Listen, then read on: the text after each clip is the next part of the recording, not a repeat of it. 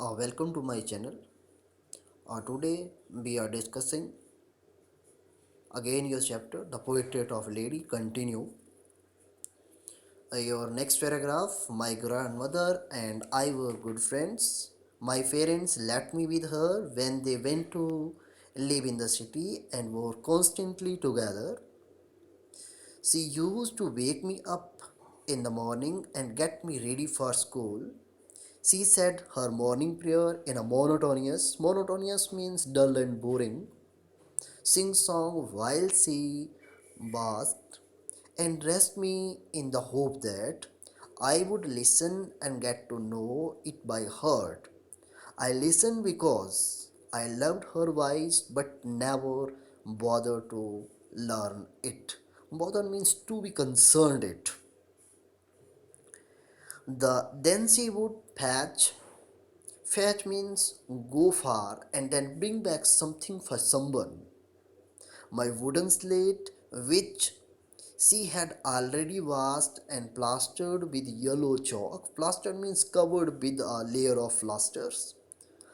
And then a teeny earthen ink pot and a red pen. Tie them all in a bundle and hand it to me. After a breakfast of thick stale chapatis. Stale means no longer fresh and pleasant to eat, hard, musty, or dry, with a little butter and sugar spread on it. We went to school. She carried several steel chapatis with her for the village dogs. Okay, I can explain this paragraph. The author lived with her in the village. They were good friends. His parents left him with her to settle in the city.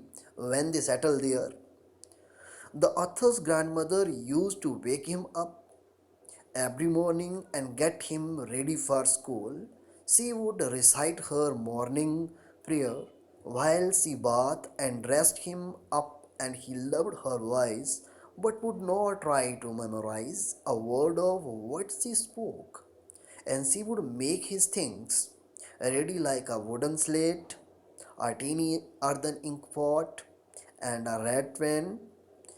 He would eat a thick stale chapati with butter and sugar spread on it. They both used to walk to school, and his grandmother carried stale chapatis with her to feed the village dogs. Okay, next paragraph. My grandmother always went to school with me.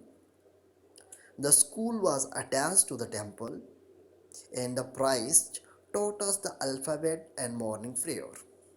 While the children sat in a rows on either side of the veranda, singing the alphabet or the prayer in a chorus in a group, my grandmother sat inside reading the scripture. Scripture means holy books, for examples, Gita, Ramayana, Bible, Quran, etc.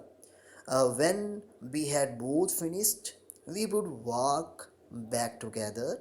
This time, the village dogs would meet us at the temple door. They followed us to our home, growling and fighting with each other for the chapatis we threw to them. When my parents were comfortably settled in the city, they sent for us. That was a turning point in our friendship. Although we shared the same room, my grandmother no longer came to school with me. I used to go to an English school in a motor bus. There were no dogs in the street, and she took to feeding sparrows in the courtyard of our city house. Courtyard means Brahmda. Explanation of this paragraph. His grandmother would accompany him to the school as the temple was attached to the school, and she used to visit the temple daily. On one side, he would sit on the veranda with other children, would sing the alphabet and prayer in the chorus in the group.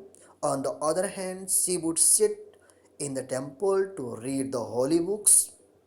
After finishing, they would walk back home together. And the village dogs met at the village door. They would follow them to their home, growling and fighting with each other for the steel chapatis. That she fed them. When his parents got settled in the city, they called them. That was the turning point of his friendship with his grandmother. They shared the same room, but she no longer would give him company to his school. He started going to an English medium school, and a motor bus would come to pick and drop him. There were no dogs in the street whom she could feed as she did in the village. So he started feeding sparrows in the veranda of their house. Okay, this is the first phase, and tomorrow we will discuss your second phase in a city. Okay, goodbye for tomorrow.